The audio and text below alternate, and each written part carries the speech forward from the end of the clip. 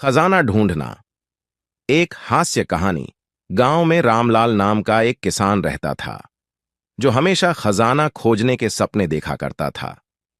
उसके मन में बस एक ही धुन सवार थी, किसी तरह एक दिन खजाना मिल जाए और उसकी गरीबी दूर हो जाए। एक दिन उसे एक पुरानी किताब मिली जिसमें एक खजाने का नक्शा था।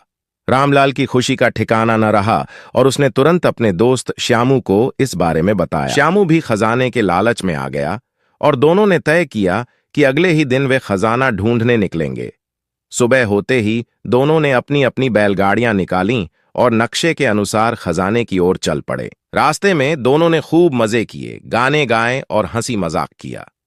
श्यामू ने एक बड़ी सी पोटली में खाने पीने का सामान रखा और कहा, रामलाल, जब खजाना मिल जाएगा तो हम खूब दावत उड़ाएंगे। रामलाल ने हंसते हुए जवाब दिया, श्यामू, तब हम अपने खाने के लिए नौकर रख लेंगे। वे लोग नक्शे के अनुसार चलते चलते जंगल में पहुंच गए।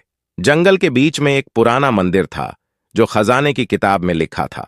रामलाल ने नक्शा देखा और कहा, श्यामू, खजाना यहीं कहीं होना चाहिए। श्यामू ने मंदिर के पास एक जगह खोदना शुरू किया। जैसे ही उन्होंने खोदना शुरू किया, एक बड़ी सी मिट्टी की हांडी निकली। दोनों ने सोचा कि खजाना मिल गया, लेकिन जब उन्होंने हांडी खोली तो उसमें से एक कागज निकला। कागज पर लिखा था, तुम्हारा खजाना तुम्हारे खेत में है। फिर भी दोनों ने हार नहीं मानी और खेत की ओर चल पड़े। खेत पहुंचकर उन्होंने वह जगह खोजी जहां नक्शे में खजाना बताया गया था। फिर से खोदना शुरू किया और इस बार उन्हें एक और हांडी मिली। इस हांडी को खोलने पर उसमें कुछ सिक्के और एक पत्र मिला। पत्र में लिखा था, खजाना वो नहीं जो सोने चांदी का हो, असली खजाना तो मेहनत और संतोष में है। रामलाल और श्यामू यह पढ़कर हैरान हो गए और एक दूसरे की ओर देखा। दोनों ने सोचा कि यह भी कोई मजाक है, लेकिन फिर वे समझ गए कि असली खजाना उनकी मेहनत और संतोष में ही है। उन्होंने उस पत्र को संभाल कर रखा और हंसते हुए बोले, चलो श्यामू, अब हम सच में मेहनत करेंगे और खुश रहेंगे। इस घटना के बाद रामलाल और श्यामू ने कभी खजाने का पीछा नहीं किया।